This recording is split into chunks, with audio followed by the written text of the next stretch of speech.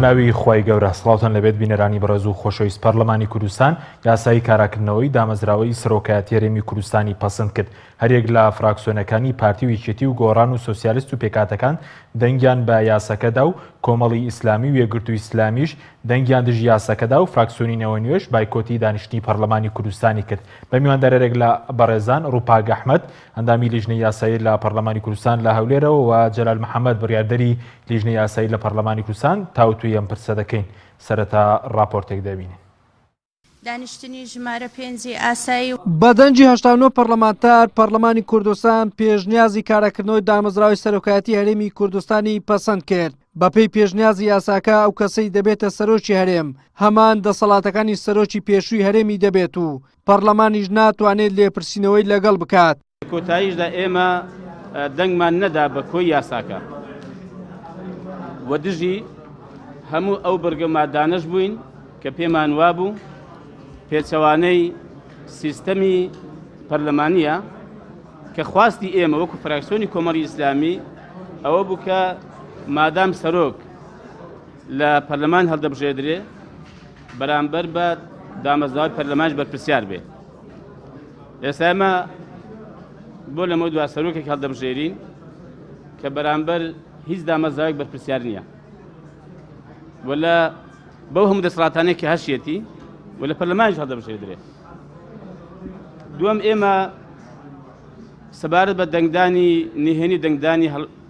ئاشکرا کە دیارە ئەوە جێگیر کراوە کە بە دەنگدانی ئاشکرا سەرۆکی هەرێم هەڵدەبژێردرێت لە پەرلەمان کەمە پێمان وایە ئەمە پێچەوانەی هەموو بنەما یاساکانی مەبدەئەکانی و عورفەکانی هەڵبژاردن لە دنیادا.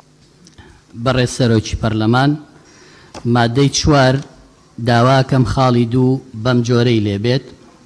خوازیارانی خۆ کاندیدکردن بەدەر لە حکومەکانی مادەی 5 یاسای سەرۆکایەتی هەرێم ژمارەیەکی ساڵی 2005 ئەم مەرجانەی دیکەی تێدا بێ. یەکەم تاوانبار نەکرابێ بە تاوانێکی ئابڕووبەرانە. دووەم هەڵگری بڕوانامەی بە کالۆریۆز بێت. سێەم پشگیری لایەنی کەم دە ئەندامی پەرلەمانی هەبێ ناکرێت هەر کەس هاو بڵێ من خۆم کاندی دەکەم بۆ سەرۆکی هەرێم. چوارەم دەستبەرداری پۆستە حیزبی و سەربازیەکەی ببێ بەر لە خۆپاڵاوتنی. بۆ خاڵی 5 پشگیری کاک عەبدوستارەکەم کە پەرلەمانی کوردستان بە دەنگدانی نهێنی و ڕاستەوخۆ لە نێو پاڵێوراواندا سەرۆکی هەرێم هەڵبژێرێ بە زۆرینەی 2/3 دەنگی ئەندامەکانی لە خاڵی 6 ئەو 2/3 بچەسپێ و دەنگدانەکەش بە نهێنی و ڕاستەوخۆ بێ. زۆر سوپاس. لە پرۆژەی یاساکەدا لەلایەن زۆرینەی پەرلەمانتارانەوە ئەوە چەسپێنرا کە سەرۆکی هەرێمی کوردستان دەکرێت هیچ بڕوانامەیەکی نەبێت. فراکسیۆنی یەکگرتوونەوەی نوێژ دەڵێن ئەوەی لە دانیشتنەکەی پەرلەمانی کوردستان ڕوویدا عیبێکی گەورە بوو نەدەبوو بەو جۆرە پێشێلی پەیڕەو بکرابایە و یاسایەکی وا گرنگ بۆ خزمەتی شەخص و حیزب پەسەند بکرایە. ئێمە وەکو هەڵوێست وەرگرتنێک لە بەردەم خوا لە بەردەم خەڵک لە بەردەم مێژووی میلەتەکەمان بایکۆتی پرۆسەیەکی لەو شێوەمان کرد بۆ ئەوەی نەبینە بەشێک لەو مەهزەلەیە کە ئێستا بە ناوی زۆرینە و بە ناوی پەسەندکردنی یاساوە لە پەرلەمانی کوردستان دەگوزارێت کە گرنگ بوون و پێویست بوون بۆ سیستمی پەرلەمانی پاساوەکان لاواز بوون بۆ ڕەتکردنەوەی ئەم پێشنیارانە. بۆیە ئێمە وەکو فراکسیۆنی یەکگرتوو دەنگمان بە دژی ئەم یاسای سەرۆکایەتی هەرێمەدا. بەپێی یاساکە دەبێت لایەنەکان لە ماوەی 3 ڕۆژدا کاندیدی خۆیان بۆ پۆستی سەرۆکی هەرێم پێشکەش بکەن و ماوەی 2 ڕۆژیش لە بەردەمیانە بۆ تانەدان لە کاندیدەکان. کۆتا وادەش بۆ هەڵبژاردننی سەرۆکی هەرێم نابێت لە 12 ڕۆژ زیاتر تێپەڕێت. سەرۆکی لێژنەی یاساییش لە پەرلەمانی کوردستان سەبارەت بەو ڕەخنانەی کە ئاراستەیان کرابوو دەڵێت ئەوان بێ لایەنانە راپۆرتەکان ئامادە کردووە و پێشێلی پەیڕەوی ناوخۆیان نەکردووە. ئەف پێشنیارە هەمی ئێکب ئێک مەڤۆڤارتینە و مەفەحس کریە ئەگەر سێ هەڤاڵە سێندان پەرلەمانە پشتگیری کرد ئەڤە یا بووە جێ خۆی کرید نافراپۆرتامەدا ئەگەر سێ پشتگیری نەکرد شێوەیەکی یاساییانە ئەم نەشین داخلکەین و داخل ژیناکەین بۆ جارێت بێت و بۆ پرۆژێت داهاتیش. بەپێی پێشنیاز یاساکەدا کە پەسەندکرا سەرۆکی هەرێم بە دەنجی 2/3 ئەندامانی پەرلەمان هەڵدەبژێردرێت و 2 جێگری دەبێت کە دەسەڵاتەکانیان لەلایەن سەرۆکی هەرێمەوە بۆ دیاری دەکرێت. هاوکات پەسەندکردنی ئەو پێشنیاز یاسایە لەلایەن پەرلەمانتارانی پارتی و یەکێتی و گۆڕان لە کاتێکدایە کە فراکسیۆنی کۆمەڵی ئیسلامیش پڕۆژە پێشنیازی تایبەت بەخۆی هەبوو بۆ هەموارکردنەوەی یاسای سەرۆکاتی هەرێم کە بە پێی پرۆژەکەی کۆمەڵ دەسەڵاتەکانی سەرۆکی هەرێم دەبووە تەشریفاتی، بەڵام دەسەی سەرۆکایەتی نەیخستە بەرنامەی کارەوە. وەلی سەلیم، کەناڵی ئاسمانی پێم، هەولێر. جارێکتر سڵاتان لەبێت بینەرانی بەڕێز، پاس بۆ میوانەکانمان. ڕووپاکخان بەخێر بێنەگە لە بەڕێستانەوە دەست پێ بکەین بە دیاریکراوی ئێوە بۆچی دەنگتان بە یاسای کاراکردنەوەی دامەزراوەی سەرۆکایەتی هەرێمی کوردستان نەدا؟ بەناوی خوای گەورەی میهرەبان، سەرەتا دەستان خۆش بێ، زۆر سوپاس بۆ ئەم دەرفەتە. دەنگدان بۆ یاسای سەرۆکایەتی هەرێم و هەروەها ئەو پێشنیازەی کە هەر ڕەخنەمان لە ناو نیشانەکەی هەبوو بگرە جا سزای لە مادەکانی پێشنیاز یاسای کارەکردنەوەی دەمەزراوی سەرۆکایەتی هەرێم داش عێراق و هەمواری شێوازی هەڵبژاردننی سەرۆکتا پسندکردنی دەستور. ئێمە وەکو ئاشکرایە وەکو فراکسیۆنی کۆمەڵی ئیسلامی لە پەرلەمانی کوردستان پێش ئەوەی ئەم پێشنیازە پێشکەشی دەستێ سەرۆکایەتی بکرێ، پێشنیازی خۆمان هەبووە و هەروەها پێشکەشی دەستێ سەرۆکایەتیمان کردووە. چەند جارێک گوتومانەتەوە کە بەداخەوە دەستێ سەرۆکایەتی پێشنیازەکەی ئێمە نادی دەگرت و هەروەها نەیخ ناردا لیژنەی یاسایی و هەروەها نەیخستە بەرنامەی کاری پەرلەمان لە کۆبوونەوەی یەکەم بۆ خوێندنەوەی یەکەمی پێشنیاز یاسایی هەمواری سەرۆکایەتی هەرێم. بەڵام ئێمە لە کۆبوونەوەی خوێندنەوەی دووەم بۆ پێشنیاز یاسایی هەمواری سەرۆکایەتی هەرێم ئەو خاڵانەی کە لە پێشنیازەکەی خۆمان نووسی بوومان لەوێ بە پێشنیار و خسمانە ڕوو لە ناو پەرلەمان لە ناو هۆڵی پەرلەمان و هەروەها بۆ پەرلەمانتاران و هەروەها من وەکو ئەندام لە لیژنەی یاسایی هەندێک لە خاڵەکان ئەوەندەی کە توانی بێتم توانیم جێیکەمەوە و لە راپۆرتی لیژنەی یاسایی. بەڵام ئیمڕۆ لەبەر ڕێککەوتنی و هەروەها لەبەر چاوگرتنی ئەو ڕێککەوتنەی هەر سێلایەن کە پارتی دیموکراتی کوردستان یەکێتی نیشتیمانی کوردستان بزوتنەوەی گۆڕان کە لەگەڵ یەک هەیەیان بووم، سەرجەمیان دەنگیان بەو خاڵانەدا کە بەڕاستی زۆربەی هەر زۆری خاڵەکان پێچوانەی بە دامەزراوەی کردنی هەموو دامەزراوەکانی هەرێمی کوردستانە کە هەر لە دامەزراوەی سەرۆکایەتی هەرێم بگرا تاوەکو دامەزراوەکانی تر و هەروە پێچەوانی ئەو سیستەمانەیە کە سیستەمە دیموکراسیانەیە کە ئێستا لە وڵاتە پێشکەوتوەکان باون کە ئێمە بانگەشە بۆ سیستەمە دیموکراسیەکان دەکەین. یەکەم سیستەم کە سیستەمی پەرلەمانیە، ئێمە زۆر داکۆکیمان لەوە کرد کە دەبێت سیستەم ببێتە سیستەمی پەرلەمانی. ئێمە تەنها بە گۆڕینی میکانیزمی هەڵبژاردننی سەرۆکی هەرێم لە ناو پەرلەمان سیستەم نابێتە پەرلەمانی لە هەموو دنیاوە. ئێمە هەموو دەزانین یاساناسان هەمووی دەزانن کەم دەسەڵاتەکانی دامەزراوەکان سیستەم دەگۆڕێن، نەکست میکانیزمی هەڵبژاردننی سەرۆک سیستەم بگۆڕێ. دەسەڵاتەکانی سەرۆکی هەرێم سیستەم دەگۆڕێ، ئایا سیستەمەکە دەکاتە پەرلەمانی یاخود دەکاتە سەرۆکایەتی. بۆیە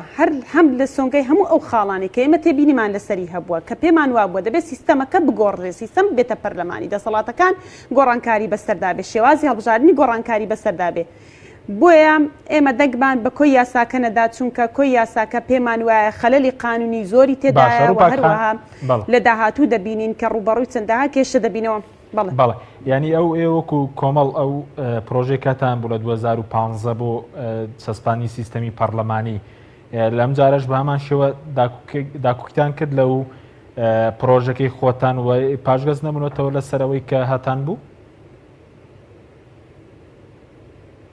بەڵێ ئێمە لە هیچ خاڵێکی ئەو پێشنیازەی کە یاخود ئەو پرۆژەیە کە لە خولی چوارەمی پەرلەمانی کوردستان فراکسیۆنی کۆمەڵی ئیسلامی نەک فراکسیۆنی کۆمەڵی ئیسلامی زۆرینەی فراکسیۆنەکان لەگەڵ ئەوە بوون کە سیستەم بێتە پەرلەمانی. بۆ ئێمە لە هیچ خاڵێکی پەشیمان نەبووینەوە، هەموو خاڵەکانمان لەو پێشنیازە نوێ جێ کردوتەوە بە هەندێک گۆڕانکاری تر کە بۆ واقعی ئێستا هەرێمی کوردستان گونجاو بێ و هەروەها سیستەمەکە بە جۆرێک بێ بە دامەزراوەی بکرێ. دامەزراوەکان دەبێ وا بنکە سیستەمەکان تیاندا تەطبیق بکرێ. بۆیە ئێمە لە هیچیان پاشگەز نەبووینەوە و ناشکرێت تۆ بێ لەبەر ڕێککەوتن لەگەڵ لایەنێکی دیاریکراو تۆ بێ لە خاڵەکانی خۆت پەشیمان ببیەوە کە لە چوارچێوەیەکی قانوندایە و هەروەها چوارچێوەیەک کە قانون جێبەجێ بکرێت کە سیستەمەکان بە جۆرێک سیستەمی دیموکراسی بن. بۆیە ئێمە درێژە پێدەری هەمان ئەو خاڵانەی فراکسیۆنی خولی ڕابردووی خولی چوارەمی پەرلەمانی کوردستان بوو. باشە سوپاس دەکەم دواتە گرێم بۆ لای بەڕێز دەگەر بچین لای کاک جەلال. کاک جەلال سوپاس بۆ ئامادەبوونی بەڕێزشت. دەمەوێت سەبارەت بە دەنگدانیەوە بەم یاسایە هۆکارەکەی چیەوە؟ هیچ دەستکەوتێک مسۆگەر کراوە بۆ دەنگدان بەم یاسایە لەلانەیەوە؟ سپاس بۆ بەڕێزت، سپاس بۆ خوشکی بەڕێزمان ڕووپاکخان و هەروەها پێشەوەی وەڵامی پرسیارەکەت بەمەوە دەمەوێت یەک هەڵەیەکی بچووکتان بۆ ڕاستکەمەوە. ئەویش ئەوەیە لە راپۆرتەکەی کە پەیامنێرەی بەڕێزەکەتان حازری کرد بۆ ئاماژەی بەوەدا کە سەرۆکی هەرێم بە دەنگی دوو لە سەرسێ هەڵەبژێرێ. ئەوە هەڵەیە بەڵکو سەرۆکی هەرێم بە پێی ئەم یاسایە بە دەنگی زۆرینەی ڕەهاواتە 56 ئەندام پەرلەمان هەڵدەبژێرێ. ئەوە هەرویستم تەنها ڕاستکردنەوەیەک بۆ بەڕێستان و بۆ پەیامنێرە بەڕێزەکەتان کە ئەو راپۆرتی ئامادە کردبوو. سپاس بۆ بەڕێستان. ئێمە وەکو بزوتنەوەی گۆڕان دیارە هەر لە ڕابردوو سوور بووینە لەسەر مەبادئی ئەساسی خۆمان کە نیزامی حکومڕانی سیستەمی حکومڕانی لە هەرێمی کوردستان سیستەمێکی پەرلەمانی بێ و ئێمە وەکو بزوتنەوەی گۆڕان لە ڕابردوو باجیشمان بۆ ئەمەدا و زۆرترین خەباتی مەدەنیمان کردووە تاوەکو چۆن ئەڵی لە پای ئەو پێداگری ئێمە لەو بەرنامە سیاسی خۆمان لەوەی کە ویستومانە مەبادئی خۆمان لە سیستەمی حکومڕانی وەکو سیستەمی پەرلەمانی جێگیر بکەین باجمان داوە. بەڵام لە ئێستا پاش ئەوەی کە هەڵبژاردن کرا و بینیمان پارتی دیموکراتی کوردستان 45 کورسی بەدەستێنا و بستنەوەی گۆڕان یەکێکە لەوانەی کە 12 کورسی بەدەستێنا. بۆیە ئێمە ئەتوانین بڵین شێوازی کاری پەرلەمانیمان گۆڕی لە بری ئەوەی بمانەوێت بە زۆرینە و کەمینە بەدانووسان لەگەڵ لایەنەکان هەندێک لە مەبادی ئەساسەکانی خۆمان جێگیر بکەین و لە پای ئەمەش تەکی دەبێت سازش بۆ لەسەر هەندێک مەبادیەکانی خۆمان بکەین. بۆ ئەو مەبەستە ئەوەی لای ئێمە زۆر گرنگ بوو لەم پرۆژە یاسایە کە هەڵبژاردننی سەرۆک لە نێو پەرلەمانەوە پێمان وایە لە نیزامی پەرلەمانی دوو پای ڕئیسی هەیە بۆی نیزامەکەی پێ بناسیتەوە کە ئەم نیزامە نیزامی پەرلەمانیە و ئەمە تەثبیت کراوە کە ئەو دوو پای ڕئیسی یەکێکیان هەڵبژاردننی سەرۆکە لە نێو پەرلەمان، یەکێکیان خازعبوونی سەرۆکە واتە ملکەجبوونی سەرۆک بۆ ڕقابەی پەرلەمانی. ئێمە لە ئێستاە پایەکی هەرە گرنگ لە پایە ئەساسیەکانی نیزامی پەرلەمانیمان تەثبیت کردووە. پێمان وایە ئەمە هەنگاوێکی باشە و هەوڵەدەین لە ئایندەدا و ئەم یاسایە تا نووسینەوەی دەستور کاری پێدەکرێت بەم شێوازە بۆ ئەوەی بتوانین لە ناو دەستور دیسان بە سازان هەندێکی تر لە مەبادی ئەساسیەکان و خۆمان و داواکارانی کۆمەڵانی خەڵک لە ناو دەستوردا جێگیر بکەین کە لە ڕاستیدا ببوورە. ئەفون کاگەرە بەشتاوکەم لە ڕاستیدا پێمان وایە بە زۆرینە و بە کەمینە لەم خولەی پەرلەمان وەکو خولی پێشوونیە پێمان جێگیر ناکرێت لە بەرەوەی تەنها پارتی دیموکراتی کوردستان بەخۆی و هاوپەیمانەکانی زیاد لە 56 کورسین. بۆیە دەبێ ئێمە سیغەیەکی تر یا با بڵێن ڕێکارێکی تر بگرینە بەر ئەویش ئەو ڕێکارەیە کە لەگەڵ پارتی دیموکراتی کوردستان سازشمان لە هەندێ مەبادی کردووە لە پێناو بەدەستێنانی هەندێ مەبادی بۆ خۆمان و بۆ کۆمەڵانی خەڵکو بۆ میلەتەکەشمان. باشە بەس هەندێک بۆ نمونە هەندێک پەرلەمانتار من نووسینەکانم خوێندەوە پەرلەمانتاری هەڵبەتە دەرەوەی ئێوە و یەکێتی و پارتی باز لەوە دەکەن کە ئەمە سیح و زێرانێکی ترە کە مەسەرەن ئەمڕۆ ڕووی داوە. ڕای جەنابەت لەسەر ئەمەچی یاخود من بەشێک لە هەڵسوراوان ئێوەش نووسینەکانمان خوێندەوە باز لەوە دەکەن کە ئەمە پێچەوانەی پرۆژەی نەوشیران مستەفایە کە لە 2015 لەگەڵ سەرۆکی پەرلەمان باسی لەوە کرد کە ئەوان داوێنەوەی سیستەمێکی پەرلەمانی هاوشێوەی بەغداد بێ و دەسەڵاتەکانی سەرۆکی هەرێم تەشریفاتی بێت. لە ڕاستیدا من دەمەوێت ئەوە بۆ بەڕێست و بۆ بینەرانی عزیز ژڕۆم بکەمەوە کە ئێمە وەکو وتمان 100% نەمانتوانیوە بە 12 کورسی سەرجەم مەبادیئەکانی خۆمان لەم خولەی پەرلەمان جێگیر بکەین. بەڵام خۆشبەختانە بەشێکی باشیمان جێگیر کردەوە. حەزەکەم ئەوەش بزانرێت کە تەنها هاتنی سەرۆک بۆ نێو پەرلەمان ئەمە پایەیەکە لە پایە ئەساسیەکانی جێگیرکردنی سیستەمی پەرلەمانی و لە ڕاستیدا ئەوەی کە ئێمە لەگەڵ پارتی باسمان کردبوو تەنها ئەوە بوو کە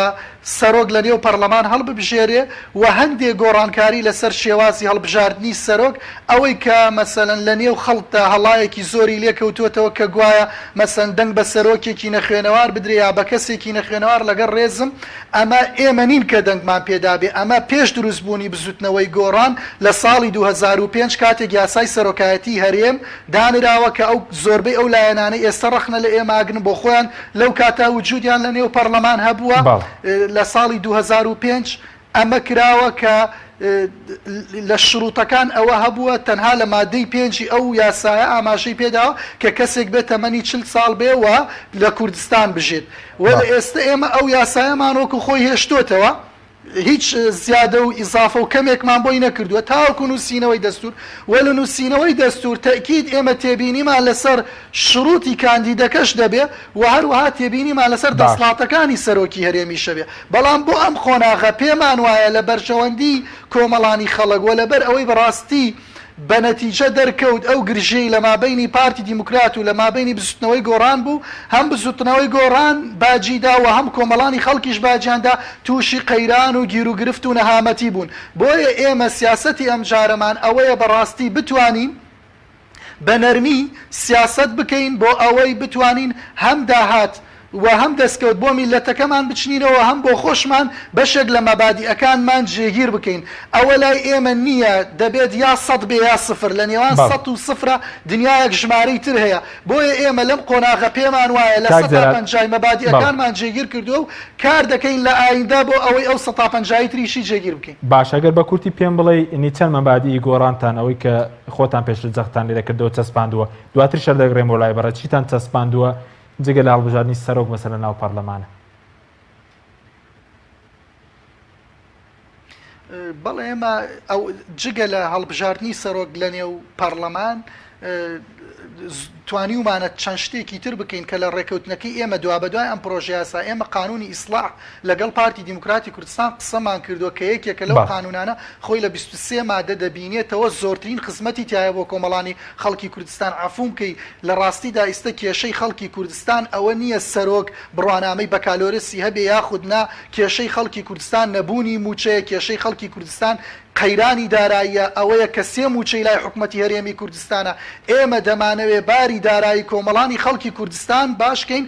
بۆ ئەو جابچینە سەر نیزامی سیاسی وەلا ڕاستیدا هەموو نیزامێکی سیاسی دەمەوێت بۆ بەڕێست و بۆ کۆمەڵانی خەڵک ڕوون بێ ئامانج لە نیزامی سیاسی خزمەتکردنی کۆمەڵانی خەڵکە خزمەتکردنی هاونیشتیمانیانە بەڵام لە ئێستادا کۆمەڵانی خەڵکی کوردستان باری گوزەرانیان هێندە خراپە هێشتا لە ساڵی 2019 سێ موچەیان لای حکومەتی هەرێمی کوردستانە ئێمە شتی ئەساسی تر هەیە خۆمانی پێوە سەرقاڵکەین و داوامان لە پارتی دیموکراتی کوردستان کردووە بیکات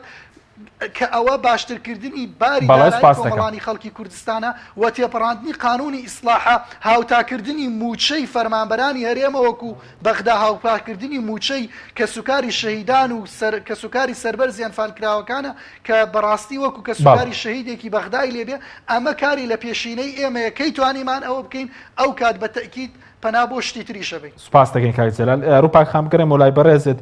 بە دیاریکراوی ئەو پرۆژەیەوە هەتان بوو بۆ سەرۆکایەتی هەرێم پێم خۆش چەند خاڵێکی ئەساسیم پێ بڵێ کە مەسەلەن فرامۆشکە لە پەرلەمانی کوردستان ئەگەر جێبەجێکرابایە سیستەمەکە بە تەواوی دەبوو پەرلەمانیانی خاڵە گرنگەکانی چی بوون؟ بەڵێ ئەو خاڵە گرنگانی کە ئیمڕۆژ لە ناو راپۆرتی لیژنەی یاسایی کە هەتا توانێت بێتمان جێمان کردوەوە بەداخەوە کە هەندێک خاڵیش نیان خست بۆ ناو راپۆرتی لیژنەی یاسایی مەفرۆز بۆ هەموو ئەو پێشنیازانێکە یاخود ئەو پێشنیارانێک کە پەرلەمانتاران لە ناو هۆڵی پەرلەمان لە خوێندنەوەی دووەم بۆ یاسای سەرۆکایەتیێرە پێشنیاز یاسای سەرۆکایەتیێرم خستیانە ڕوو بخرابانە ناو راپۆرتی لیژنەی یاسایی بەڵام کە هەمویان نەخران ئەو بەشانەی کە خراپبوونە ناو راپۆرتی لیژنەی یاسایی ئێمە دەنگمان پێیدا ئەو خاڵە جەوهەریانەی کە ئێمە داکۆکیمان لەسەرکەوە هەروەها لە ناو پێشنیازەکەمان کە پێشنیازی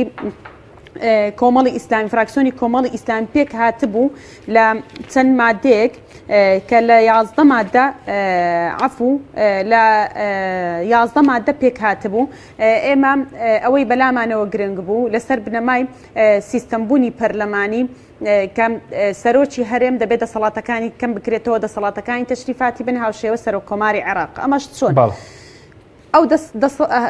سەرۆک کۆماری عێراق ئەو دەسەڵاتانی کە هەیەی دەسەڵاتەکان تەشریفاتینە پرۆتۆکۆلینە واتە ڕەمزێکە بۆ دەوڵەتی عێراق ئێمە لە پێشنیازەکە ئاماژەمان پێکرد بوو کە سەرۆکی هەرێم دەبێت دەسەڵاتی تەشریفات بێ ڕەمزێک بێ بۆ ڕەمزێک بێ بۆ هەرێمی کوردستان و هەروەها ڕەمز بێ بۆ علاقاتی نێودەوڵەتی و هەروەها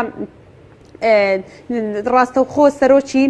دەستگای ئاسایش و هەروە هێزەکانی پێشمەرگە نەبێت چونکە ئەمە لە سیستەمی پەرلەمانی لە دەسەڵاتی جێبەجێکردنەوە و دەسەڵاتی سەرۆکی ئەنجومەنی وەزیرانە. ئێمە پێمان وا بووە کە قانون دەبێت بۆ شەخص نەنووسرێتەوە، قانون دەبێ وا دابڕێژرێ سیستەم چۆنە بە گوێرەی سیستەم و دامەزراوەکان و هەروەها یەکێک لە خاڵەکان ئێمە ئاماژەمان بۆ کرد کە چۆن دەکرێت سەرۆک ئەوەندە بە زەعیفی لە ناو پەرلەمان دەنگی بۆ بدرێت کە 50 زائیدیەکە زۆرینەی ڕەهایە. چۆن دەکرێت 50 لە کۆی 111 پەرلەمانتار تۆ قانون وا داڕێژی یاسایەک وا داڕێژی کە بە 56 دەنگی پەرلەمانتاران سەرۆکی هەرێم ببێ بە سەرۆک. بۆ نەیکەین بە یاسا جێگیری نەکەین کە بەدوو لە سەرسێ دەنگی پەرلەمانتاران سەرۆکی هەرێم ببێ بە سەرۆکی هەرێم و هەروەها دەنگی پێویست بەدەستبێنێ. لەم کاتەدا کە دەکرا زۆر ئەو فراکسیۆنی زۆرینەی پەرلەمانی هەیە و هەروە ئەو کەسێک کە خۆی کاندید دەکا تەوافق لەگەڵ سەرجەم فراکسیۆنەکان و هەروەها لەگەڵ سەرجەم لایەنەکان بکات لەسەرەوەی کۆک بن کە پێشنیازێکی وایە خو پرۆژەیەکی وا بێن نەناو پەرلەمان دەنگی لەسەر بدەن کە هەمویان یەک دەنگ و کۆدەنگ بن. چەند ینی گرنگ بوو بۆ دامەزراوەی پەرلەمانی کوردستان کە ئیمڕۆ سەرجەم فراکسیۆنەکان کۆدەنگ بووبانە لەسەر پێشنیازێک دەنگیان بە هەموو خاڵەکان بدابایە. بۆیە ئێمە داکۆکیمان لەوە کرد و هەروە ئاماژەمان بۆ کرد کە بە لە سەرسێ دەنگی ئەندامانی پەرلەمان سەرۆکی هەرێم هەڵبژێدرێ و هەروەها بە دەنگدانی نهێنی بێ و هەروەها کە من وەکو ئەندام لە لیژنەی یاسایی ئیمڕۆ ویستم نقطە نیزامی بگرم کە بەداخەوە دەستێ سەرۆکایەتی پەرلەمان دەی وەرنەگرتم کە پێشێلی مادە 85 پەیڕەوی ناخۆی پەرلەمانی کوردستان کرا بوو کە ئەو پەیڕەوەی پەرلەمانی کوردستان بۆ خۆی نووسیویێتەوە بۆی کاری لەسەر بکە کە بەڕاستی لە مادە 85 باز لەوە دەکا لیژنەی یاسایی ئەرکی ئەوەیە تەنها سیاغەی یاسایی واتە داڕشتنەوەی یاسایی بۆ پێشنیازەکە بکە نەک خاڵ زیاد بکە کە بەداخەوە دوێنێ لە دانیشتنی لیژنەی یاسایی کە خۆم لەوێ ئامادە بووم خاڵێک بۆ ئەو پێشنیازە لە راپۆرتەکە زیاد کرا کە ئەمە لە ئەرک و سەڵاحیەتی لیژنەی یاسایی نییە کە خاڵ زیاد بکە تەنها لیژنەی یاسایی ئەو پێشنیارانە وەردەگرێت کە پەرلەمانتاران لەناو هۆڵی پەرلەمان بۆ خوێندنەوەی دووەمی پێشنیاز یاسایەکە خستبوویانە ڕوو. بۆیە لیژنەی یاسایی بەڕاستی ئەمەش پێشێڵی خاڵی 85 پێڕەوی ناوخۆیە کە پێشێلی ئەم خاڵی کرد حتمما بە هاوکاری دەستی سەرۆکایەتی پەرلەمان بەداخەوە ئەمە وا دەکەم هەم خەڵک بێ ئومێد بێ لە پەرلەمان و هەم پەرلەمانتاران نەتوانن بە ئەرک و وەزیفەی خۆیان هەستن. و هەروەها ئێمە لەو پێشنیازەی کە خۆمان خست بوومانە ڕوو ئاماژەمان بۆ کرد بوو کە ئێستا یەکێک لە دەسەڵاتەکانی سەرۆکی هەرێم ئەوەیە کە بارینە ئاسایی جاردانی بارینە ئاسایی یعنی بارینە ئاسایی بۆ خۆی ڕای بگەێنێ. ئێمە ئاماژەمان بۆ کرد بوو کە سەرۆکی هەرێم لەگەڵ هەر سێ دەستەی سەرۆکایەتی پەرلەمان نەک تەنها سەرۆکی پەرلەمان لەگەڵ دەستەی سەرۆکایەتی پەرلەمان دەستەی سەرۆکایەتی ئەنجومەنی وەزیران و هەروەها دەستەی سەرۆکایەتی کە سەرۆکی هەرێم لەگەڵ دوو جێگرەکەی بەیەکەوە بە ڕاوێژکاری بڕیار بدەن بۆ جاردانی بارینە ئاسایی چونکە لەو حاڵەتەدا کۆمەڵە یاسایەک دەردەکرێ کە هێزی یاساییان هەیە چۆن دەکرێت تۆ بە تەنها یەک دامەزراوە بێت بڕیار بدەم بە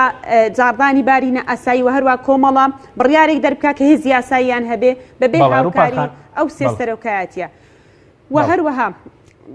بەڵێگەر قسەکانت کورد کە سوپاس دەکەین فەرموو. بەڵێ و هەروەها لە سیستەمی پەرلەمانی سەرۆکی ئەنجومەنی وەزیران و لە دەستوری کۆماری عێراقیش ئاماژە بەوە کراوە کە سەرۆکی ئەنجومەنی وەزیران ڕاستەوخۆ پیادەی سیاسەتی گشتی وڵات و سەرکردەی گشتی هێزە چەکدارەکان و ئەنجومەنی وەزیران بەڕێوە دەبات ینی سەرکردەی گشتی هێزە چەکدارەکانە لێرەدا دەبینی سەرۆکی هەرێم سەرکردەی گشتی هێزە چەکدارەکانە ئەمەش پێچەوانەی بە سیستەمبوونی پەرلەمانیە و هەروەها لە مەرجەکان کە قسە و باسی زۆری لەسەرکرا منیش دەڵێم ئەگەر سەرۆکی هەرێم دەسەڵاتەکانی تەشریفاتی بوونایە ئەوە مەرجی بڕوانامە پێویست نەبوو بەڵام لە ئێستادا سەرۆکی هەرێم هەم دەسەڵاتی کردەی هەیە هەم دەسەڵاتی ڕواڵەتی هەیە بۆیە دەبێت مەرجی بڕوانامە بۆ سەرۆکی هەرێم دابنرێ و هەروەها دەمەوێت ئەو خاڵە بخەمەڕوو لە مادە 77 دەستوری کۆماری عێراق سەرۆکی ئەنجومەنی وەزیران دەڵێ کە لە بەڕگەی یەکەم دەبێت هەمان مەرجە پێویستیەکانی سەرۆک کۆماری تێدا بێت هەڵگەڕی بڕوانامەی زانکۆ و هاوتاکەی بێت و تەمەنی لە 35 ساڵی تەواو کرد بێت کەواتە ئێمە ئەو یاسایی کە ئەمڕۆ دەنگی لەسەردرا پێچەوانەی خاڵێک لە خاڵەکانی دەستوری کۆماری عێراقا کە ئێمە لە چوارچێوەی دەوڵەتی عێراقی فیدراڵداین نابێ هیچ یاسایەک دەربکرێ پێچەوانەی هەر یاسا و دەستوری عێراقی فیدراڵ بێ. بەڵێ سوپاس دەکەم کاک جەلال بگەرم وڵای بەڕێزت وتت ئێوە ئەمڕۆ بڵێن دەنگتان بە مەسلەی ئەوە نەداوە سەرۆک بڕوانە بە بێ یا خوێنەوار بێن نەخوێندەوار بەڵام من ڤیددیۆکم بینی لەو کاتێک کە باز لەوە دەکرێت کە چێ لەگەڵەوەی کە سەرۆک هەرێم بە کالیاریۆسی هەبێت بەڕێزت دژیەوە دەنگ دەدەیت ئەمە زۆرێک لە دەنگدان نییە بە ئەوەی کە سەرۆکی هەرێم بڕوانامەی نەبێت؟ برای بەڕێزم من ئاماژەم پێدا کە ئێمە ئەم یاسایە لە ساڵی 2005 دانراوە لە شروطەکانی ئەوەیە کە بەو شێوازەیە باسی بڕوانامە نەکراوە کاتێک ئێمە لە پێشنیازی یاساکە لە سەرەتا 68 ئەندام پەرلەمان ئامادەمان کردبوو وەک 8 مادەیمان با بڵین گۆڕانکاریمان تیا دروست کردبوو ئەوانەی تری وەکو خۆی بمێنێتەوە و ئێمە وام ئیتیفاقمان کردبوو کە وەکو خۆی بمێنێتەوە بەڵام لە کاتی خوێندنەوەی دووەم لەگەڵ ڕێزم هەندێک لایەنی سیاسی بۆ مزایدەی خۆیان دێن بۆ ئەوەی بە خەڵکی بڵێن ئێمە مەوزوعی بڕوانامەمان لا گرنگە و مەوزوعی ئەوەمان لا گرنگە بەڵام ئەمە تەنها بۆ ئەوەیە خۆ دەرخستن و خۆ عرضکردنە خۆ دەزانن کێشەی هەرێمی کوردستان لە ئێستایا کێشەی ئەوە نییە کە کەسێک بڕوانامەی هەبێ یاخود بڕوانامەی نەبێ بۆ سەرۆکی هەرێمی کوردستان خۆ ئەم شەرتە بۆ پەرلەمانی کوردستانیش ڕاستە بۆ سەرۆکی پەرلەمانی کوردستان مەرجی بڕوانامە بە هەند وەرنەگیرا و ئەوە دەشبینین کەسێک دکتۆرا هەیە سەرۆکی پەرلەمانی کوردستانە کەواتە کێشەی ئێمە زۆر لەوە قوڵترە زۆر لەوە گەورەترە ئێمە بین بۆ گاڵتە پێکردن یا با بڵین جوڵاندنی شعوری لایەنێکی بەرامبەر هەستین هەندێک شتی لاوەکی بجوڵێنین لەبری ئەوەی ئێمە دانووسان بکەین گفتوگۆ بکەین هەوڵ بدەین پێکەوە وا لەلایەنی براوەی یەکەم بکەین کە پارتی دیموکراتی کوردستانە خاوەنی 56 کورسیە لە نێو پەرلەمانە بە کەمەنێتەوایەتی و کەمە ئاینەکانەوە لەگەڵ ڕێزم کە دەتوانێت سەرجەم چی بێ بۆ خۆی بە تەنیا تێیپەڕێنێ ئێمە وای لێ بکەین بار و گوزەران و دارایی کۆمەڵانی خەڵک باشکات قسە لەسەر موچە و قوتی خەڵک بکەین هەروەک چۆن لە ڕێکەوتنەکەی پارتی دیموکراتی کوردستان و بزوتنەوەی گۆڕانە ئەمە هاتووە ئێمە بین قسە لەسەر ئەمانە بکەین بەڕاستی نەوەکو قسە لەسەر بابەتێکی بچووک بکەین و ئەم لایەنە سیاسیە چۆن لە ڕابردوو بزوتنەوەی گۆڕان ئەو کارەی کرد مەسەلەن بۆ هۆی ئەوەی کەوا پەرلەمان داخرا کێشە و گیر و گرفت بۆ خەڵک دروست بوو بۆ بزوتنەوەی گۆڕان بۆ خۆی دروست بوو ئێمە ئەوە بووە تەجروبەیەک بۆمان لە ئێستادا هەوڵ دەین بە گفتوگۆ بە حیوار بتوانین ببوورە گوێم لە سەوتت نییە گەر بەڵێ گوێت لێمە ئێستا کاکین ئەوە بزانم بەڵێ کاک جەلال گوێت لێمە ئەلو سوپاس دەکەم ناوبڕێکمانە دوای ناوبڕەکە دەگەڕێمەوە لای بەڕێزت کاتی ناوبڕە بەڵێ بینەرانی بەڕێز ناوبڕێک و دەگەڕێنەوە وڵاتە تۆپ ئارت تاکە بریکاری تۆڕی میدیایی کۆمەڵ بۆ دروستکردن و بڵاوکردنەوەی ڕێکلام تۆپ ئارت ئایا تا ئێستا بیرت لەوە کردوتەوە کە ئینتەرنێتێکی بێسنوور بەکاربێنیت یان بیرت لەوە کردوتەوە کە بۆ هەفتەیەک یان 2 هەفتە ئینتەرنێتی بێسنوور بەکاربێنی سەرڕای هەموو ئەمانە تا ئێستا بیرت لەوە کردوتەوە کە بۆ یاریە ئەلکترۆنیەکان ئینتەرنێتی بێسنوور بەکاربێنی بێگومان نەخێر فانسی نێت هەموو ئەم کێشانەت بۆ چارەسەر دەکات تۆش دەتوانیت بۆ ماوەی هەفتەیەک یان 2 هەفتە یان مانگێک بەردەوام بێسنوور لەگەڵمان بیت ئێستا خزمەتگوزاریەکانمان لەم شوێنانە بەردەستە سلەیمانی شارباژێر شارە زوور هەڵەبجە سەی سادق عربەت پێنجوێن بازیان تاسڵوجە و زەرگوێز فانسینێت هەمیشە ئینتەرنێتی بێسنوور زەیتی ریزی کە لە کەپەکی برنج بەرهەم هاتووە هەڵدەستێت بە دابەزاندنی ڕێژەی کۆلیسترۆل و شاری خوێن ڕێگرە لە قەڵەوبوون ئۆمێگا 3 و ئۆمێگا 6 و ئەنتی ئۆکسیدی تێدایە بەسوودە بۆ پێست و ڕێگرە لە دەرکەوتنی نیشانەکانی پیربوون بەکاردێت بۆ چێژلێنان و سوورکردنەوە و دروستکردنی زەڵاتە ڕێکخراوی تەندروستی نێودەوڵەتی هانی خەڵک دەدات بۆ بەکارهێنانی زەیتی ریزی زەیتی ریزی لە دەستپێکی ڕۆژدا کوپێک چای مەلیک پڕت دەکات لە وزە لەسەر کار و لە کاتی پشوو تەنیا کوپێک چای مەلیک باسە بۆەوەی بە درێژایی ڕۆژ ئاسوودە بیت کۆمپانیای بورهان خاوەنی فەرمی چای مەلیکە گەڕان بە دوای تامێکی نایابوو بوونێکی جیاواز تەنها لە ئالیندا بەدی دەکەی. بەرووبوومی ئەم ڕەنگانە خۆشترین تام و بۆن دەبەخشن. باشترین جۆرەکانی بەهارەت هەڵدەبژێرین و کۆی دەکەینەوە. ئاهەنگی خۆشترین تام و بۆن دەگێڕین. ئێمە تەنها بە بازووی خۆمان باشترین بەرهەم دێنی. لە هەموو وەرزەکان لە هەر کات و شوێنێک تەنها ئالین. ئالین هێمای سەرکەوتن. هەمومان حەزمان لە برنجە. برنجێک تامی ڕاستەقینەی برنجمان پێ ببەخشێ. بازار جمەی دێت لە برنج، بەڵام بژاردەی من برنجی دۆلفینسیە. بە تام و بۆن هاوشێوەی برنجی کوردیە. 100% سروشتیە. برنجی خڕی دۆلفینسی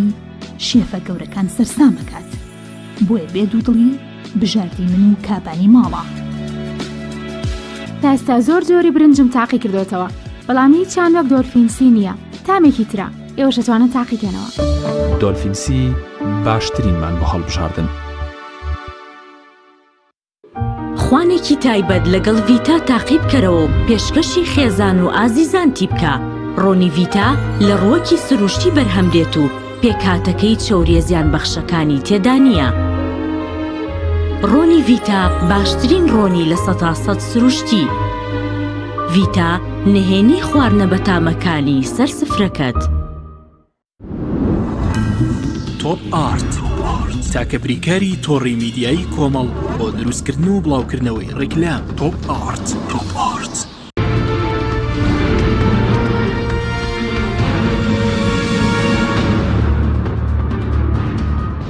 جارێکی تر سڵاوتان لەبێت بینەرانی بەڕێز. کاک جەلال بگەرەمەوە لای بەڕێز هەر لەسەر مەسەلەی بڕوانامەکە کە کاردانەوەی زۆری بەدوای خۆی دایەنەوە. ئینی بە بۆچوونی بەڕێزت پۆستێکی یاوە گرنگ پێویستی بە مەسەلەی بڕوانامە نیە کە بڕوانامە چووکە خۆت دەزانی زۆربەی مەسەلەن دامەزرانی فەرمانبەرێکی ئاسایی پێویستی بە بڕوانامەوە. ئەمە کارگە لەسەر مەسەلەی خوێندنیش نابێت کە خەڵک بڵێن مەسەلەن مادەم سەرۆک پێویستی بە بڕوانامە نەبێت ئێمە بڕوانامان بۆ چییە؟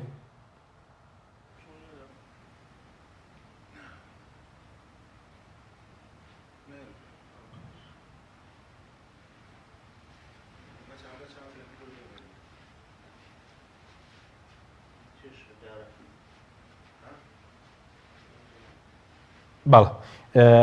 کێشەیەکی دەنگمان هەیە دواتر گرێمەوە لای کاک جەلال. ڕووپاک خان گرێمەوە لای بەڕێزت سەبارەت بە دوایەوەی کە یاساکە پەسەند کراوە ئێستا بە دیاریکراوی سەرۆکی هەرێم چۆن هەڵدەبژێترێت لە پەرلەمان یاخود خەڵک ئەوانەی کە دەیانێت خۆیان کاندید بکەن دەبێت لە ماوەی چەندە ئەو پیاویستانەی کە هەیە پێشکەشی پەرلەمانی بکەن؟ بەڵێ وەکو لەو یاسایی کە ئیمڕۆ دەنگی لەسەردرا دەڵێ لە خوازیارانی خۆکاندیدکردن کە مەرجەکانی مادە 5 یاسای سەرۆکایەتی هەرێمی کوردستانی عێراق ژمارەیەکی ساڵی 2005 هەموارکراوی تێدایە لە ماوەی 3 ڕۆژ لە بەرواریکردنەوەی دەرگای خۆپاڵاوتن داواکاری و سیڤی خۆیان پێشکەشی دەستەی سەرۆکایەتی پەرلەمان دەکەن. واتە هەر لە ئیمڕۆوە بۆ ماوەی 3 ڕۆژ دەرگای خۆپاڵاوتن ینی کە دەستەی سەرۆکایەتی کردیەوە بۆ ماوەی 3 ڕۆژ دەرگای خۆپاڵاوتن دەکرێتەوە بۆی سیڤی خۆیان پێشکەش بکەن. و هەروەها سەرۆکایەتی پاش ئەم 3 ڕۆژە سەرۆکایەتی پەرلەمان لە ماوەی 2 ڕۆژ لە ڕۆژی داخستن دەرگای خۆپاڵاوتن ناوی ئەو پاڵەوراوانە ڕادەگەێنی کە مەرجی یاساییان تێدایە کەواتە ئەمە 5 ڕۆژ. هەر کەسێک لەوانی داواکاریان پێشکەش کردووە ئەگەر ناوی ڕانێگەێنرا 2 ڕۆژی تر بۆی هەیە کەتانە لەم بڕگارە بدا و لە بەردەم دادگای تەمیز و بڕگاری دادگاش لەم بارەوە بنبڕە. سەرۆکی هەرێم لە دەنگدانێکی ئاشکرا و بە دەنگی زۆرینەی ڕەهای ئەندامانی پەرلەمان لە ماوەی 3 ڕۆژ لە ڕۆژ دەرکردنی بڕیاری بنبڕ لە سەرتانەکان هەڵدەبژێدرێت. کەواتە لێرە 3 لەبێش 2 ڕۆژ بۆ بڵاوکردنەوە بۆ تانەکانیش 2 ڕۆژ ئەمەیان 7 ڕۆژ و 3 ڕۆژی تریش بۆ دەنگدان لەسەری ئەمە 10 ڕۆژ بە کۆی گشتی پرۆسەکە 10 ڕۆژی دەبێت. ئەو پاڵێوراوەی کە زۆرینەی ڕەهای دەنگی ئەندامانی پەرلەمانی بەدەستهێنا دەبێتە سەرۆکی هەرێم. ئەگەر هیچ پاڵێوراوێک زۆرینەی ڕەهای دەنگی ئەندامانی پەرلەمانی بەدەست نەهێنا ئەوە دەنگدان دووبارە دەکرێتەوە لە نێوان پاڵێوراوی یەکەم و دووەم. بەڵام ئەو قسەی کە لێرەدا هەیە کە تۆ دەنگدان بە ئاشکرا بێ بۆ پاڵێوراوی یەکەم دەنگ دەدەی بۆ پاڵێوراوی دووەم چۆن دەکرێن دیسان بە ئاشکرا دەنگ بدەی و بزانی کە کامە زۆری نەیهێناوە یان نا چونکە دەنگدانی دووەم لە کاتێکدایە کە دەنگدان بە نهێنی بێ نەک دەنگدان بە ئاشکرا بێ کە ئەمە ڕوونە و باشمان دەنگدانی ئاشکرا پێچەوانەی بنەماکانی هەڵبژاردننی پاک و بێگەردە بەڵێ بە کورتی یانێ و مەرجانەی کە لە مادەی 5 یاسی سەرۆکایەتی هەرێمە تەمەنی لە کاتی هەڵبژاردن 40 ساڵ بێت هاوڵاتی موشتەجی کوردستانی عێراق بێ لەو مافە مەدەنی و سیاسەکان بارەمەند بێ ئەو سێمەر کەسێک ئەو سێمەرجەی تیابێت توانێت خۆی کاندید بکات هەر کەسێک ئەو سێمەرجەی تێدا بێ دەتوانێت خۆی کاندید بکات بەڵێ سوپاس دەکەم دواتەگەڕێم بۆ لای بەرز کاک جەلال بگەڕێم بۆ لای بەرزت لەسەر مەسەلەی بڕوانامە کە کاردانەوەی زۆری بە دوای خۆی داهێنا ینی پێتان وانییە بۆ سەرۆکی هەرێم بڕوانامە پێویستە لە کاتێکە کارمەندێکی مەسەلەن فەرمانبەرێکی ئاسایی بۆ دامەزەران پێویستی مەسەلەن بە بڕوانامەیە و ڕەنگە ئەوش لای مەسەلەن خوێنکار و قوتابی دروست بێ ئەگەر بڕوانامە بەیاخی نییە بۆچی ئێمە بخوێنین نامە ناوترێ بڕوانامە بایەخینیە بە تەکید بڕوانامە خاڵێکی جەوهریە و شتێکی گرنگە و نەک بۆ سەرۆکی هەرێم بەڵکو وەکو جەنابێت بۆ فەرمانبەرێکی ئاسایی گرنگە بڕوانامەی هەبێ بەڵام هەمومان دەبێ واقعیانە سیر بارودۆخی هەرێمی کوردستان بکەین دەزانین حزبێکەیە لە هەرێمی کوردستان پارتی دیموکراتی کوردستان خاوەنی 45 کورسیە بەدەر لەوەی چەندین کورسی تری هاوپەیمانی هەیە هەروەکو کورسی پارتی دیموکراتی کوردستانان کە 56 کورسیە و سەرجەم جومگە ئەساسیەکانی ئەم وڵاتە لە سیستەمی حکومڕانی بەدەست پارتی دیموکراتی کوردستانەوەی تۆ دێی گفتوگۆ مفەوەزات لەگەڵ ئەم حزبە سیاسیە لەگەڵ ئەم لایەنە سیاسیە دەکەیت و دەبێت هەندێک شت ئەگەر بەدڵی ئەوان بڕات زۆر نۆرمال بێلات لە پای ئەوە هەندێک مەسائلی ئەساسی بکەیتە ئامانجی خۆت بۆ ئەوەی لەم حزبە بەدەستی بێنی بۆ کۆمەڵانی خەڵکی کوردستان و ئێمە وەکو ئاماژەم پێدا ئەم مەرجانەی کە ئێستا لەم یاسایە هەن لە ساڵی 2005 یاسای سەرۆکایەتی هەرێم ژمارەیەکی ساڵی 2005 لە مادەی 5دا سیرکە هەمان ئەم سێ شەرتەی تایە کە ئەمڕۆ بە مەرجگیراوە کە بەم مەرجانە بووەوە پێشووتر خۆبستنەوەی گۆڕان چۆن ئەڵەی وجودی نەبووە کە ئەم یاسایە دانراوە بۆیە ئێمە نەهاتوین ئەمە بینە گرفتێکی ڕئیسی ئەگەر چی پێمان وابووە لە سەرەتای پرۆژەکە مناقەشەمان کردووە گفتوگۆمان کردووە داوامان لە پارتی دیموکراتی کوردستان کردووە چەندین تێبینێ و ئەوەمان هەبووە بەڵام کە بە کۆی گشتی لەسەر پرۆژەکە ڕێککەوتوین لە پێناو ئەوەی بتوانین ئێمە دەنگ بەم یاسایە ئەدەین تێپەڕاندنی پێ ئەەکەین بۆ ئەەکەین لە پێناو چی لە پێناو ئەوەی هەندێک مەبادی ئەساسی تر لە پێناوی چاکسازی لە سیستەمی ئیداری ئەم وڵاتە بکرێت چاکسازی لە سیستەمی سەربازی بکرێت چاکسازی لە سیستەمی اقتصادی ئەم وڵاتە بکرێت هەوڵ بدرێ هێزی پێشمەرگەی کوردستان یەک بخرێتەوە دەبێت کۆمەڵانی خەڵکی کوردستان لەوە تێبگەن بزوتنەوەی گۆڕان تاکە داکۆکیکەری سەرسەختی ئەوانە نەهاتووە هاتووە لە پای سازشەکات لە هەندێ مەبادی خۆی کە ڕەنگە بە زیانی بشکێتەوە لە پای ئەوەی کۆمەڵێک شتی گرنگ بۆ کۆمەڵانی خەڵکی کوردستان بچنێتەوە یەکێک لەوانە هەر لە پێشاوی ئێوە لە ڕاگەیاندنەکان ئێمە سازشمان لەسەر جێگری یەکەمی سەرۆکی هەرێمی کوردستان کرد بۆ دوو جێگر کە پشکی ئێمە بوو لە پای ئەوەی هێزەکانی هەفتا یەک بگرێتەوە ئێمە هێزێکی ڕەسەنی نیشتیمانی هێزێکی مەدەنین کار دەکەین ئەگەر بە زیانیشمان بشکێتەوە لە پێناو ئەوەی بتوانین خزمەت بە خەڵک و بە هاونیشتیمانانی خۆمان بکەین و ئەمە مەبادی ئەساسی ئێمەیە بۆ لەو سۆنگەیەوە ئێمە سازشمان کردووە نەک ئەوەی باوەڕمان بەوە هەبێت سەرۆکێک هەبێت شەهادەی نەبێ و دواتر ئەمە نەوتراوە دەبێت سەرۆکێکت هەبێت شەهادەی نەبێ دەڵێ بە مەرج نەگیراوە ئەشێت سەرۆکێکت هەبێت دکتۆراشی هەبێ شتێکی زۆر تەبیعیە با کەسێک دکتۆرای هەبێ ئەم هەموو دکتۆرایە ماشەڵڵا لە یەکگرتووی ئیسلامی لە کۆمەڵی ئیسلامی لە نەوەی نوێ هەیە فەرمو بفەرمون سیڤی پڕکەنەوە بێنە ناو پەرلەمان و دەنگ بەدەست بێنن با ببنە سەرۆکی هەرێمی کوردستان خۆخۆیان ئەو واقع باش دەزانن هەموو ئەو برادرانە کە بە هەر هەمویان ناگەنە 20 کورسی و هیچیان پێ ناکرێت تەنها ئەوەیان ئەوێت کە گرژی لە نێوان ئەم لایەنانە دروستکەن دوجار ئەو گرژیانە ئێمە تەجروبەمانەیە بە زیانی کۆمەڵانی خەڵکی کوردستان شکایەوە بە تعتیلکردنی موسسەی پەرلەمانی شکایەوە بۆیە ئێمە پێمان وایە دەبێ شێوازی سیاسەتکردن لەگەڵ پارتی دیموکراتی کوردستان لە سیاسەتێکی ڕق و زبر کە هیچ شتێکت بۆ ناکات دژایەتی بکەی بە سیاسەتێک لەگەڵی بکەی بە جۆرێک ڕەفتاری لەگەڵ بکەی کە تا ڕادەیەک هەندێک لە مەبادیئی خۆت و هەندێک لە قازانجی کۆمەڵانی خەڵکی کوردستانی بۆ بخەیتە بەردەست سازش لە پێناو هەندێک شتی ترا بکەیت بەڕاستی ئەمە واقعەکەیە بەڕێزت دەیزانێ هەموو ئەو خەڵکە دەزانن کە 56 کورسی پەرلەمانی هەیە تر بۆ دەبێ مزایدە بەسەر ئێمە بکەن بزوتنەوەی گۆڕان باوەڕی بە شەهادەنی ئەسڵەن ئەو خەباتە مەدەنی ئەمڕۆ لە کوردستان هەیە بەرهەمی ڕەنج و خەباتی مەدەنی بزوتنەوەی گۆڕان بۆ لە ڕابردوودا ئەوەی کەنەوەی نوێ شانازی پێکە حەزەکەم یەک نمونەیە بۆ بەڕێزت بێنمەوە هەتا وەکو دەنگدەرانی بزوتنەوەی گۆڕان هەبوون NRT بە کەیف خۆی کە میدیایەکی سەربانەوەی نوێیە بە کەیف خۆی چی بەم حکومەتا کرد کەس نەیەتوانی هەموو کاتێک 40-50 هەڵسوڕاوینەوەی نوێ لە عفو بزوتنەوەی گۆڕان لە بەردەم ئەو کەناڵە مساهەرەیە کە دەگەر بچووکترین شت وایە ئێستا لەوەتەی بزوتنەوە ئەو کەوتووەتە سەنگەر لە بزوتنەوەی گۆڕان بووەتە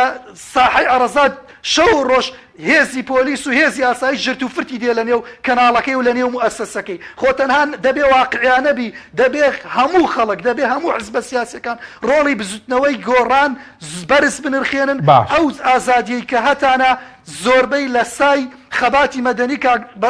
ڕەوانشاد کاکنەوە شیروان بزوتنەوەی گۆڕاناتوە ئیستەش بزوتنەوەی گۆڕان قوربانی بەخۆی ئەدات لە پێناو ئەوەی بتوانێت ژیانێکی باشتر و شایستەتر بۆ کۆمەڵانی خەڵکی کوردستان بەدەست بێنێ دەنا ئێمە ئەسڵەن زۆر باشتر دەتوانین پرۆژەی لەو شێوە ئامادەکەین کە شتی خەیاڵی و پارتی باوەڕی بە یەک بڕگەی ئەو پرۆژانە نەبێ لە بری 13 مادە 100 مادە بنووسین کە بڵێن پێویستە کوردستان بکرێتە باش پێویستە سکەی نازانم قیتار و چی بێنیتە ئێرە حکومەت بیکا بەڵام ئەزانین لەم قوڕە ئەو تۆزە هەڵەسێ پێویستە ئێمە سیاسەتی واقعی بکەین نەک سیاسەتی گاڵتە پێکردن و سیاسەتی ئەوەی کە بمانێ مزایدە بەسەر خەڵکی داما و ڕەشوڕوتی ئەم میلەتە ئەگەر بە کورتی بێت بۆی کاتی ڕووپاکخانیش بدەین بەس وتت یانی ئێستا فراکسیۆنەکان چنەوەی نوێ چ کۆمەڵە چی گرتووە ینی ئاژاوە دروست دەکەن ینی پشێوی دەنێنەوە لە ناو پەرلەمان مەبەست هەموویانە ناڵێم مناوەڵا بژێوی نانێنەوە مەبەستم ئەوە نییە ئاژاوە بنێنەوە مەبەستم ئەوەیە دێن عەتفی خەڵک ڕائەکێشن بۆ کۆکردنەوەی دەنگ ئامانجیان لێ خزمەتکردن نییە دەنا بۆ خۆیان چاک دەزانن هەر لەوەی ئەو ڕۆژەی کە ئیعلانی ئەوە کراوە پارتی دموکراتی کوردستان 45 کورسی هێناوە 2 مانگ لەمەوبەر پارتی دموکراتی کوردستان وتی کاندیدی ئێمە بەڕێز نێچیروان بەرزانیە دەزانن ئەم ڕۆتیناتی یاساییە ئەگەر هەبێ ئەمە تانووسینەوەی دەستورە بۆ ئەم خولا هەر نێچیروان بەرزانی دەبێتە سەرۆکی هەرێم دەزانن هیچ کەسێک نییە لە نێو پەرلەمان بتوانێت لە نێچیروان بەرزانی بەرێتەوە ئیتر بۆ دێن مزایدە بەسەر ئێمە و بەسەر خەڵکی ڕەشوڕوت و بەشمەینەتی خۆیان ئەکەن بۆ نایەن بڵێن بەڕێز نێچیروان بەرزانی کە دەبیتە سەرۆکی هەرێمی کوردستان ئێمە ئەزانین مەقعەدی پەرلەمانیت زۆرە پیرۆزباییت لێەکەین پێویست ناکە بەم شێوازە ڕەفتارت لەگەڵا بکەین بەڵام کاکە تۆش وەرە خزمەتی ئەم خەڵکە بکە ئەمە ئامانجی میلەتەکەمان ئامانجی کۆمەڵانی خەڵکی کوردستان وەرە کاکە پاشەکەوتی خەڵک بدەرەوە وەرە کاکە ئەمە بۆ خەڵک بکە کاکە ئەمە حەقیقەتە دەبێت نەوەکو بێ عەتفی خەڵک ڕاکێشی وەڵا کاکە باوەڕتان بە یاسا بە شەهادە نەبێ شەهادە ڕۆڵی نەماوە چاک دەیان زانی پێش ئەم یاسایە پێشەوەی پرۆژە یاساکە ئامادە بکرێ بەڕێز نێچیروان بەرزانی سەرۆکە پاش دەیزانی پێش ئەوەی بڵێ 3 ڕۆژ بۆ تەقدیمکردنی سیڤە کەسی تر ناتوانێت لە نێو پەرلەمان لە نێچیروان بەرزانی بەرێتەوە کاکیان یعنی ئیتر بۆ ئێمە بەڕاستی بۆ شتی ڕاستی واقعی بە میلەتەکەمان بڵێن پارتی هێزی یەکەم براوەی یەکەم هێزێکی کاریگەر و بەقووەتە بزوتنەوەی گۆڕان بە 24 کورسیەوە بە سەرۆکی پەرلەمانەوە لە پەرلەمان دەری کرد لە پێشاوی هەر هەمووتان ئەو کاتە ئێوە مووقفتان چی بوو و ئێستش کە بزوتنەوەی گۆڕان هاتووە سازش ئەکا بۆ پارتی دیموکراتی کوردستان لەسەر حسابی دەنگدەری خۆی بۆ ئەوەی پارتی دیموکراتی کوردستان مرونەت بنوێنێ و خزمەتێ بەم خەڵکە بکە بۆ دێن یعنی بەڕاستی ئەتانەوێت سەر لێ شێواوی لە بینی خەڵکا دروست بکەن شتەکان دەبێ بە واقعی ببینن تەکیدم ئەم قسانەی من ئەیڵم زۆربەی ئەو برادرانش قەناعەتیان پێیەتی بەڵام ئیتر هەندێکیان وەکو تێ سیاسەتی حزبەکەیان و ئەخوازێ بۆ کۆکردنەوەی دەنگ و عەتفی خەڵک دەبێ وا ڕەفتار بکەن دەنا چاک ئەزانن ئەو یاسایە هەر چۆنێک بنووسێ نێچیروان بەرزانی سەرۆکە ئەگەر بڵێ بڕوانامەیە نێچیروان بەرزانی سەرۆکە ئەگەر ئەگەر بڵێ بڕوانامەی نەبێنێ چیرفان بەرزانی سەرۆکە ئەگەر بڵێ دوو لە سەرسێ کاکەگیان کە ئێستەیە ماڵین زۆرینی ڕا خوشکە ڕۆپاک ئەفو ئەڵێ دوو لە سەرسێ کاکەگیان 89 دەنگی هێناوە ئەو یاسایە کەواتە 2 لە سەرسێ بە دوو لە سەرسێ شتنیە چیرفان بەرزانی سەرۆکە ئیتر خۆمان لە خەت بدەین و خۆمان لە گێلی بدەین بەڵکو بابین دەست لە ناو دەستکەین بۆ خزمەتکردنی کۆمەڵانی خەڵکی کوردستان ئەمە ئەسڵی شتەکەی دەست و خۆش بێ سپاس دەکەم کاتی ڕووپاکخانیش بدەین ڕووپاکخان سەبارەت بەوەی کە ئێوە لە پەرلەمان مەسەلەن ئەو پرۆژە یاسانە پێشکەشەکەن تەنها بۆ ڕاکێشانی عاتیفەی خەڵکە و بۆ مەسەلەی ئێوەشە کە مەسەلەن ئەو پەرلەمانە ئاڵۆزی دروست بێت بەڵێ دەست خۆش بێ کاک حەچی مڵا هیوادارم کاک جەلال لە بەرنامەکانی تری شێوازی مامەڵەکردنی بگۆڕێت کۆمە دوجار لە پەرلەمان بەیەکەوە هاوکاری یەکترین و من و کاک جەلال بە تایبەت لە لیژنەی یاساین و 3 ساڵ بۆ 4 ساڵمان لە بەردەمە کە ئێمە درێژە پێدەریم ئەو ئیشەین کە ئەرک و وەزیفەمان ئەرکی پەرلەمانتاریە من نەهاتووم قسە بە هیچ فراکسیۆنێک بڵێم من هاتووم تەنها خودی سیستەمەکان و هەروەها قانونەکەەوە پێشێلی یاسام خستۆتە ڕوو بۆ کاک جەلال پێ قەڵز دەبێ ینی کاک جەلال بۆچی بەوە قەڵز دەبێت کە بڵێم قانون وایە جێبەجێکردنی قانون وایە سیستەم وایە بە دامەزراویکردن بەم جۆرەیە بۆیە هیوادارم جارێکتر شێوازی مامەڵەکردنت لەگەڵ هاوڕێکانت و هەروەها لە بەرنامەکان بگۆڕی چکە بەڕاستی مە شێوازێکی تەندروست بەڵام کۆمەڵی ئیسلامی وەکو ئێستا دیارە عفو فراکسیۆنی کۆمەڵی ئیسلامی وەک ئێستا دیارە تا ئێستا و هەروەها کۆمەڵی ئیسلامی تا ئێستا بڕیاری نەداوە کە بچێتە حکوومەت یاخود ئۆپۆزیسیۆن بێ بۆچی ینی بێ مزایەدە بکە ئایا لە پێناوچی ئەگەر بڕیاری ئۆپۆزیسیۆن بوونی دابێ لەوانەیە شتێک ینی خەڵک ئەوە لە لای دروست بێ کە بڵێن بەنەمەڵی ئۆپۆزیسیۆنی قسە دەکە بەڵام فراکسیۆنی کۆمەڵی ئیسلامی قەناعەتی هەروایە وەکو لە خولی پێشووی پەرلەمان داوای کردبوو کە سیستەم دەبێت بێتە پەرلەمانی دەسەڵاتەکانی سەرۆکی هەرێم دەبێت کەم بکرێنەوە ئەوە بوو لە نەتیجەی ئەمە پەرلەمانی لەسەر پەکخرا یەک دامەزراوی لەسەر پەکخرا فراکسیۆنی کۆمەڵی ئیسلامی بە هیچ شێوەیەک ساز لەسەر هەڵوێستەکانی خۆی ناکە چ لە حکوومەت بێت چ ڕێککەوتنی هەبێ یان نەیبێ فراکسیۆنی کۆمەڵی ئیسلامی و هەروە کۆمەڵی ئیسلامی باوەڕی بە چ بێ بە چ مەبدەئەک بێ کار لەسەر ئەوە دەکا بەو ڕیتمە دەڕوا ئەگەر بزوتنەوەی گۆڕان کە من پێم خۆش نییە بەڕاستی ئەو مناقشە و جەدەلە لەگەڵ یەکتری بکەین ئێمە دوجار هاوکاری یەکترین لە پەرلەمان ئەگەر بزوتنەوەی گۆڕان بە نموزە جوەر بگرین خۆ ئەوان کە ئێستا ناو بنێی ئەو فراکسیۆنانە مزایەدە دەکەن خۆ 4 ساڵ بەر لە ئێستاوان ئۆپۆزیسیۆن بوون و مزایەدەیان دەکرد کە کورسەکانیان کەم کرد